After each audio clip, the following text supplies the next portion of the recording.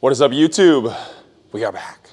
Upper body day today. Should be a good one. Oh, look at this. 2 plates already on. We've been ripping warm-ups.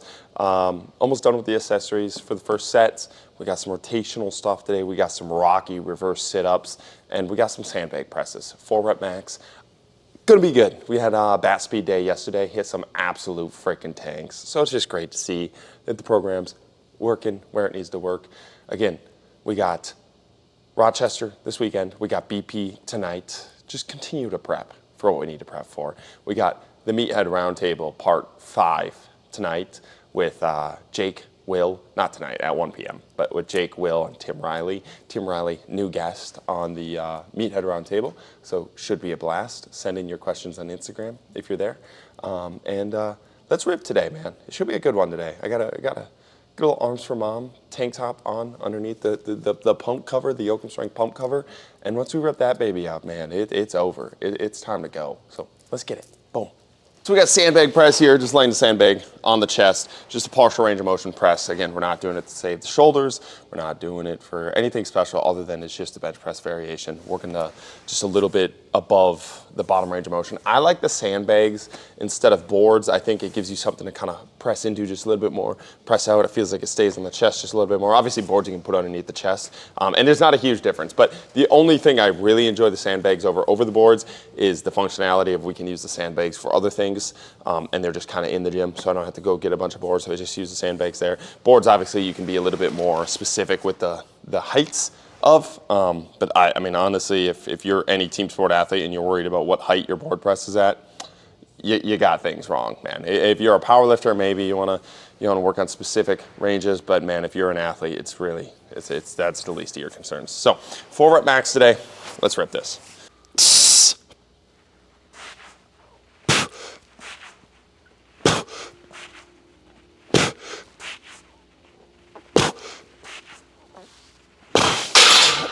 Nice.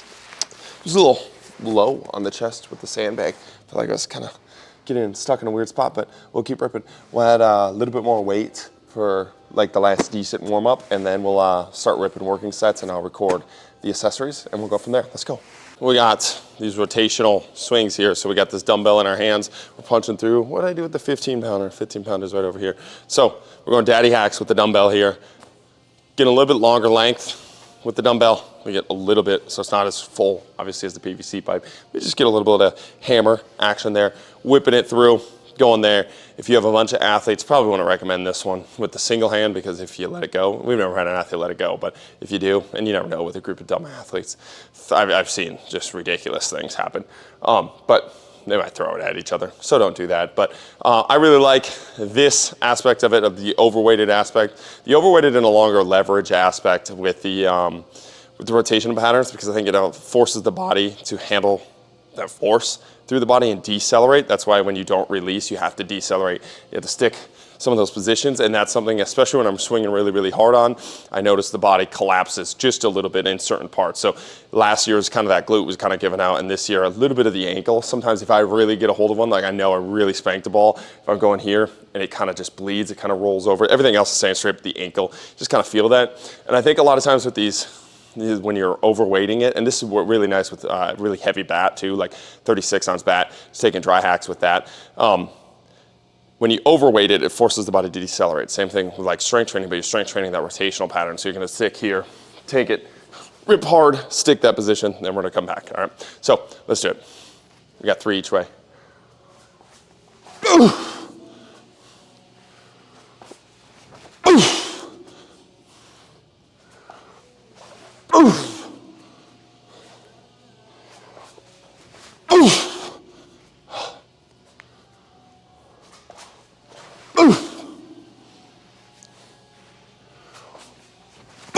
There we go. Man, also serves as a really great T-spine mobility, because it forces you into that extreme twisted position under force and velocities that you're really not used to. So if you want to create change, you're gonna have to force some change there. And I think these can be used to get into different levels of T-spine. Like I got into some certain positions, like, oh my God, that's way farther than I've ever been. And just kind of stretching into it doesn't really do that for me. So something to work on. We'll hit these rocky sit-ups with some depth drop push-ups, and we'll go from there. Truthfully, I'm not sure if there's anything worse to record than literally anything on the GHR. Like, it's such a long machine.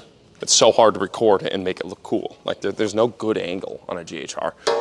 But there's so many cool things you can do on a GHR, you know?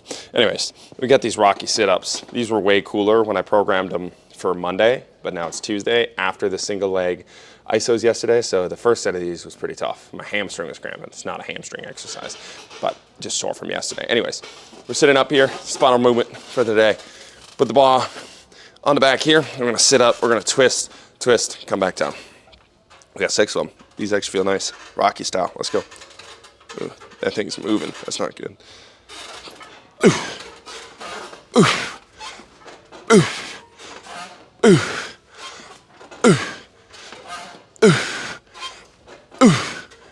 Ooh. Ooh. Ooh. Ooh. There we go.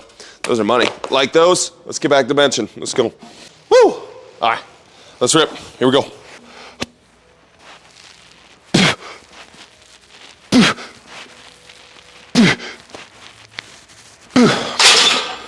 Remember when I said I would never grab this bar again and I grabbed it? I'm going to murder this thing, bro. It's so slow rotating. Felt pretty good. Let's keep ripping. All right, then we got these depth drop here. I'm gonna fall, I'm gonna stick, I'm gonna handle that deceleration, baby, and I'm gonna stick that bottom position. Same thing as the depth drop for the lower body. Using gravity, man, moneymaker. Here we go. Caught a little bit high. I kind of caught here, then sunk into it. I'm trying to catch, whoa, that was kind of weird. Trying to catch at that bottom position all the way through. No movement after. Here we go. Boom. Here we go. Boom. Good. Again, when you do these, common things you'll see is athletes stick too high, and then they sink, or they catch and they just completely collapse. If they completely collapse, the height is too high for them. Start them a little bit lower. You don't have to, lower, not higher. You would want them to start them higher so they don't fall as far, right? And that's even, you can start in this position because you're not falling as far, stick in that bottom position, then you can raise yourself just a little bit into that, and then you can go from the falling, and then the next progression, which we'll do after this, is we'll lower this. So I'll put 2 reds or 2 of those rogue boxes and fall on those and stick at that bottom position. So we'll show that next, but the farther you fall, the harder it's gonna be. The higher you go, the less hard it's gonna be. Looking at that position where they are able to stick it and control it rather than collapse and completely get bodied by it. Same thing as the depth drop here. So let's get back to benching. We'll come back to these. I'll show you a lower one next. 4 rep max, keep ripping. Get the sandbag. Nothing left to be said. Plant those feet, drive the bar. I might have to move this just a little bit up here so I don't break it. Move this here, and then we're good to go.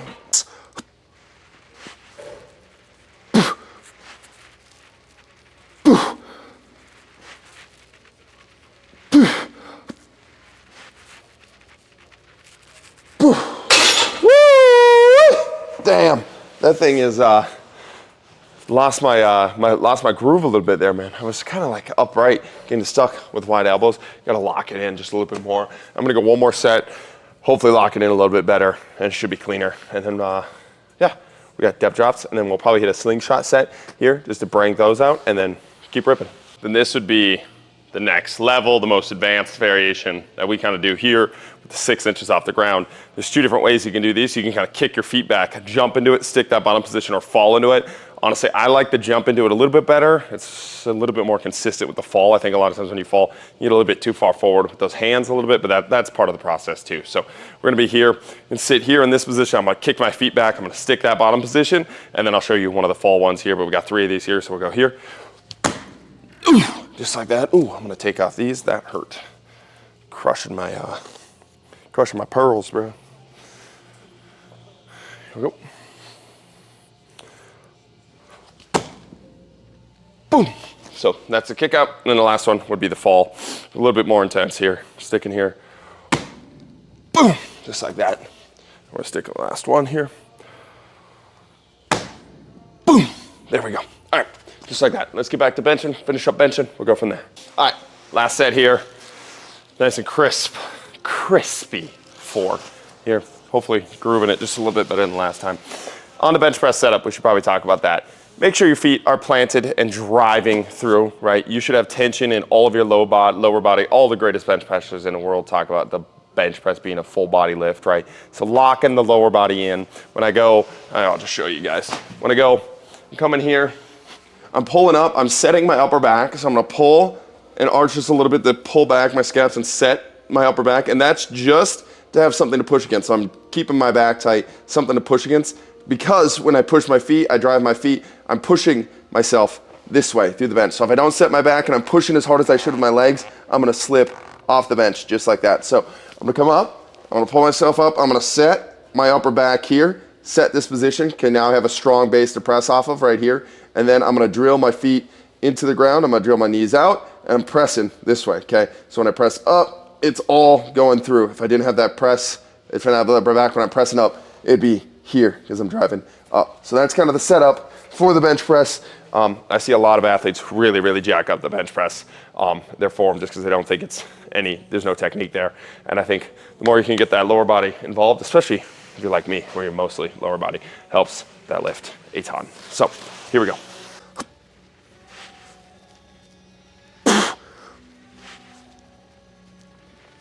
Come on. Come on.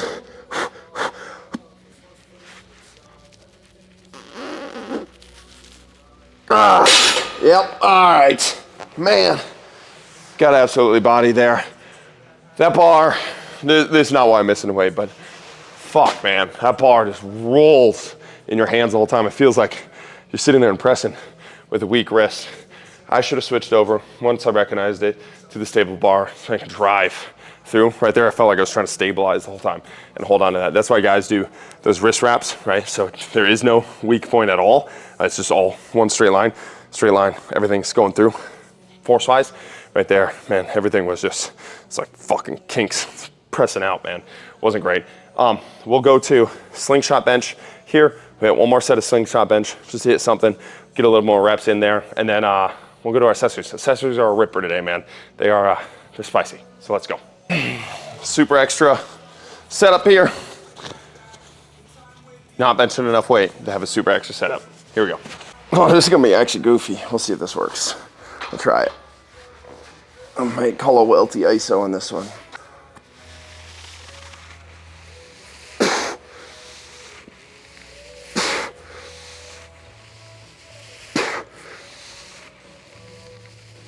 Woo.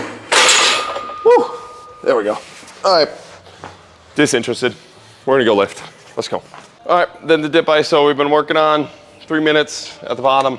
Nothing much to be said other than suffering to be done. Let's go.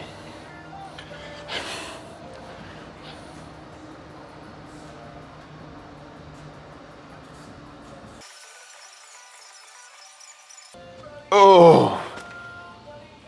Yeah, all right, we still got a minute left on that one.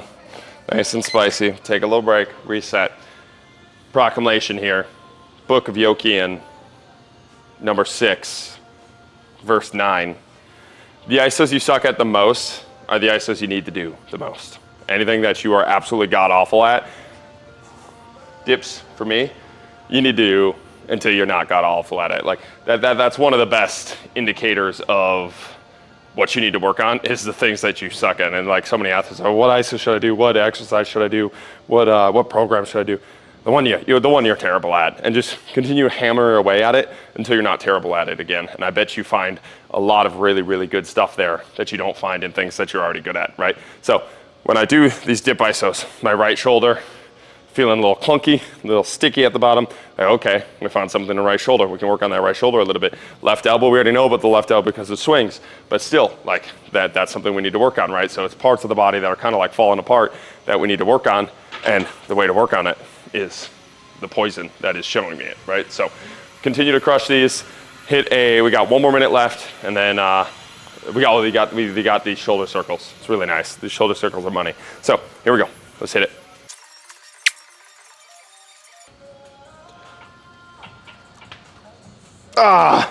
Yeah, absolute gas. Oh my goodness. All right, let's hit these shoulder circles, then go to the accessories. Holy balls. And the second part of the shoulder series, and I really like implementing circular type movements, right? Getting the shoulders moving. Big circles there, especially after a bench press day where they're kind of stuck in that linear motion. So we're gonna be here. We got 100 total. We'll probably hit 25 this set and just keep coming back to them. I like adding these in throughout the workout. You get 100 in a row too, but I like kind of like adding them in, especially with bench press. Like I'll do a bench press set, come back, hit some circles, bench press set, hit some circles, or I'll do some accessories, hit some circles, accessories, hit some circles, just feel juicy throughout it. Shoulders feeling amazing. So we're gonna take them here. We're just gonna go big circles here, cross, coming back. Ow, I just pulled the frick out of my hair, dude. Coming here. Ow, dude, what in the hell am I doing? And we just got big angle lines, just like this.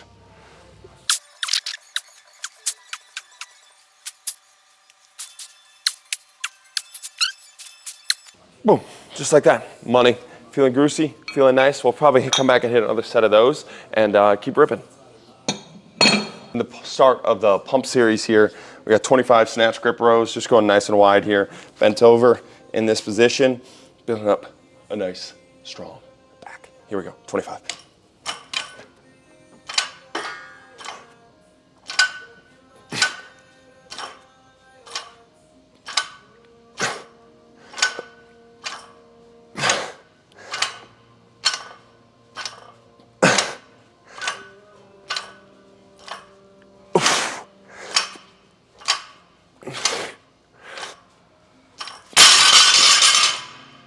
God damn.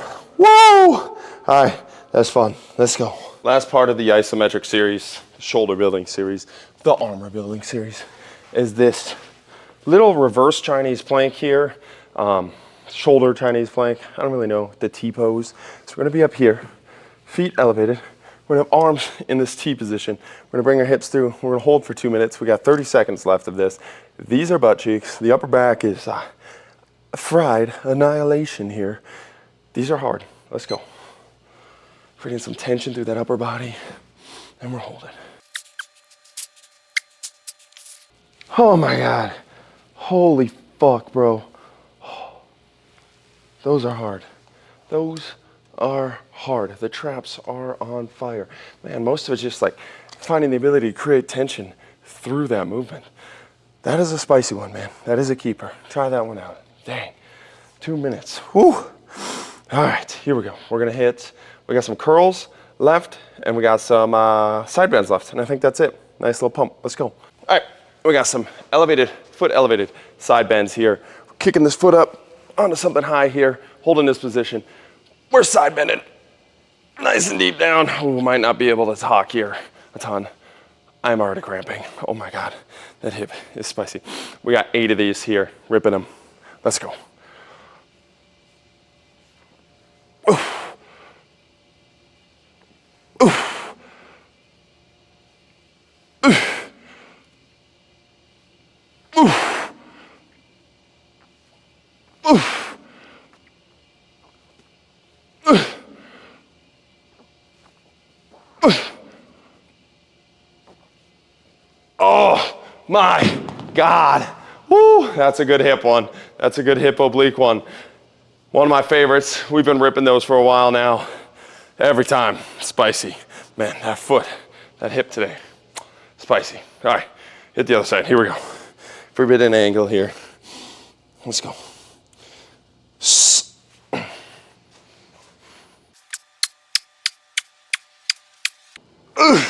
All right, there we go. Let's hit these curls. Let's get out of here. We got these chest fly bicep curls. I don't know why I was blanking on the name. Chest fly curls here, getting nice and long. These are freaking money maker to get in that lengthened bicep position and be able to pull back up. But especially athletes that have some elbow issues, I think this one, start off light, even in like a quasi, we're going nice and low and just really work on extending into that, then coming back up.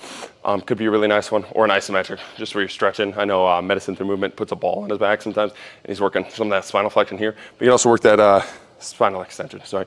You can work on some of that elbow here in this lengthened position, get nice and long.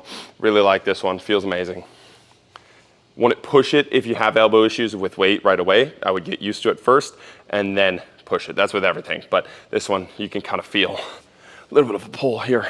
So you're gonna be here, nice and long. Get in that lengthened position, and then we're curling back up.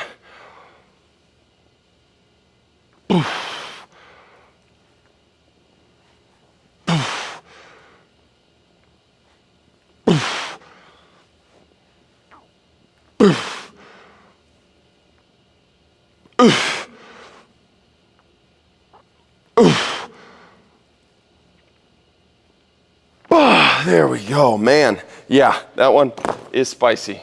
Let's have a little chat before we go. Oh,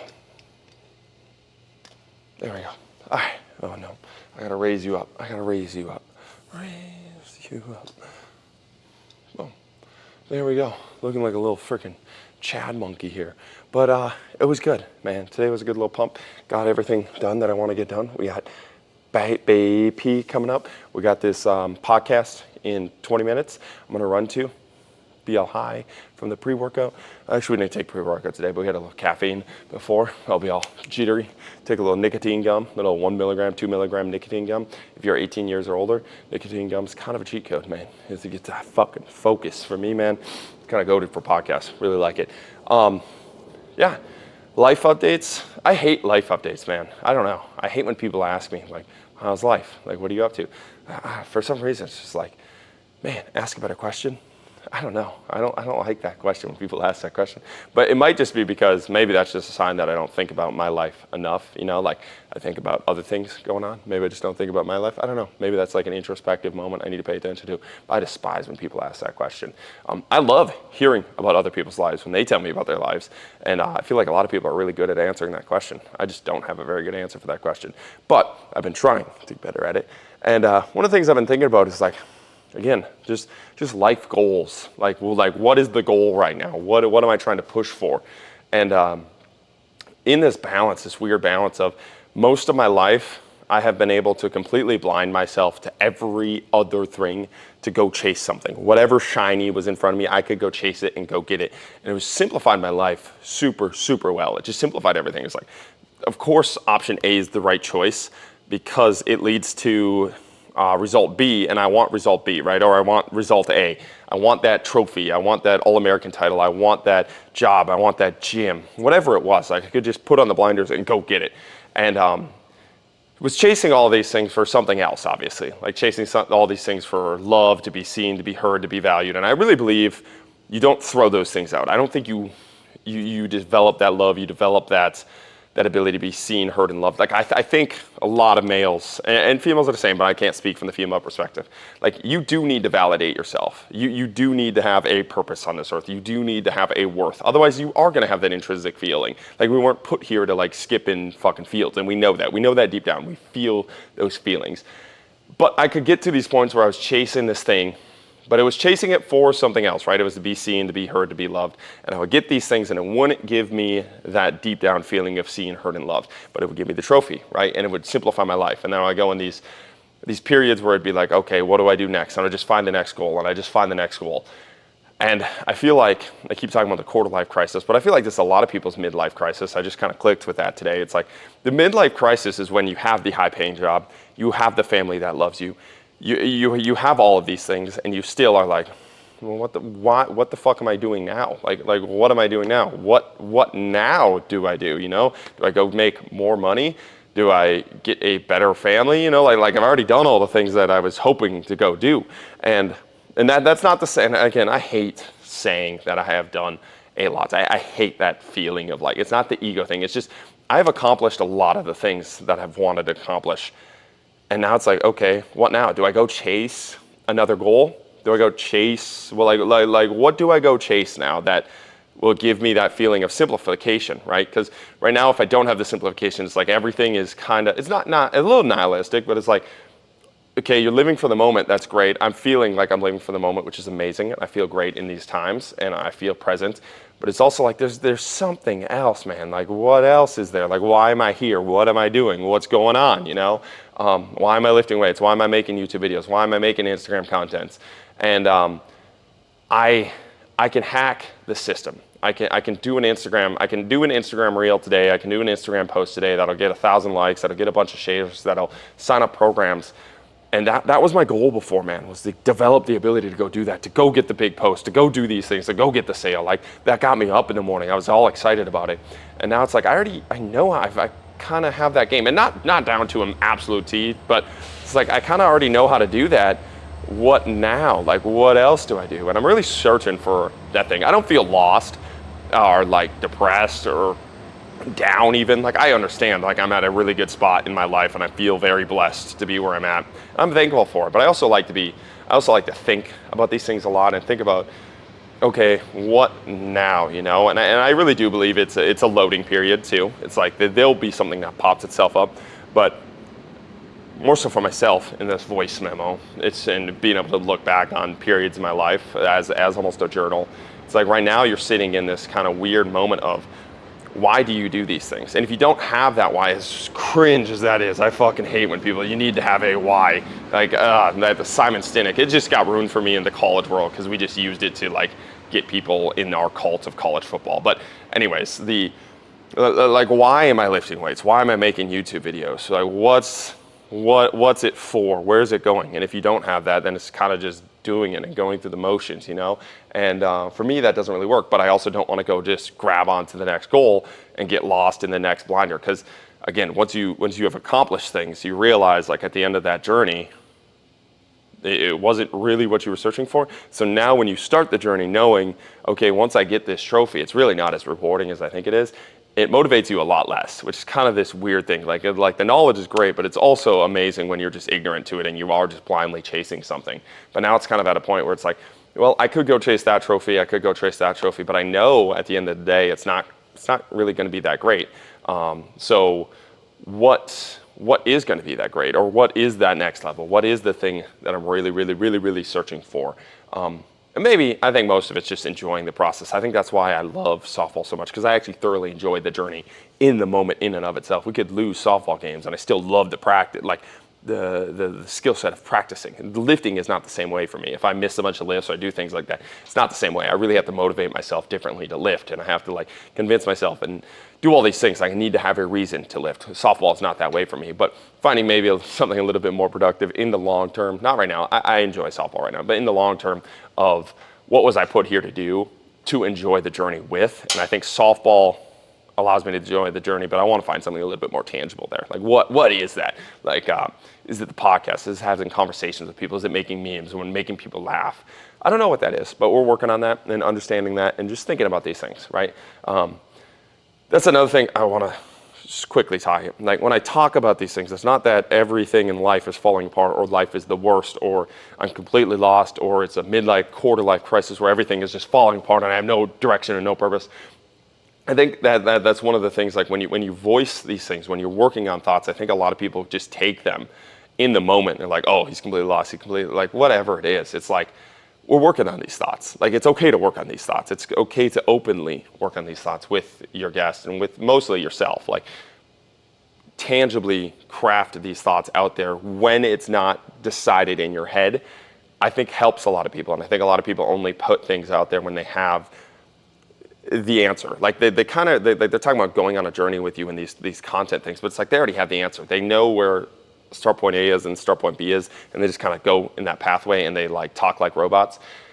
I think it is okay to voice some things that you are not absolutely sure on. Like, I'm voicing where I'm at currently, my thought process of my direction, and I have no idea. It could go A, B, C, D, all the way to Z. I have no idea. I have no idea where this goes. In 10 years, this could be the dumbest video I talk about. I have no idea. But I'm okay with voicing that because I think personally that expedites my process of finding out it is a dumb video, it is a dumb thought, it is a dumb way to view the world. Whereas if you don't voice those thoughts, you hold on to them for a long, long time and you never really realizing that it is a dumb way to voice the world. And I don't need a motivational speech either. That's another thing. I don't need unsolicited motivational advice, right? I don't need, hey, it's okay, buddy. It's like, bro, I understand, it's okay. Sorry, that's a little aggressive of me. Like, I'm not trying to come at anybody, but it's like, I understand, it's okay. I understand I'm in a good spot at life. I understand not that the world isn't falling apart, and I still need people and I still support people, but that is one of the most cringe things to me ever, is like high schoolers or something, you know, there's people that haven't really been through much and they're like, oh buddy, you got this, just keep like, just make a goal, just go forward. It's like, well, I don't think we're really on the same wavelength of thinking right there. But I appreciate the support. I really do appreciate the support in that sense. I'm not trying to shit on the support. It's cringe to me a little bit because I know I used to do that shit in high school. I give advice to people that I just had no business giving advice to. I'm like, bro, you're 18 years old. What the fuck are you giving advice to a 40-year-old on? And that's not to say an 18-year-old can't help a 40-year-old ever, but it was just like giving life. It was like, yeah, bro. It's like the typical like, yeah, the 18-year-old, 20-year-old just saying, yeah, just wake up at 5. And it's like, the dude's like, well, I have 3 kids and a family. Like, that's not going to happen, you know, like that setting. So anyways, long rant here, feeling good, ready to go BP. Appreciate you guys watching. Appreciate you guys putting up with my thought processes. I've been enjoying these YouTube videos. I think it's the future. Let's take it there, all right? Keep chopping wood. Boom.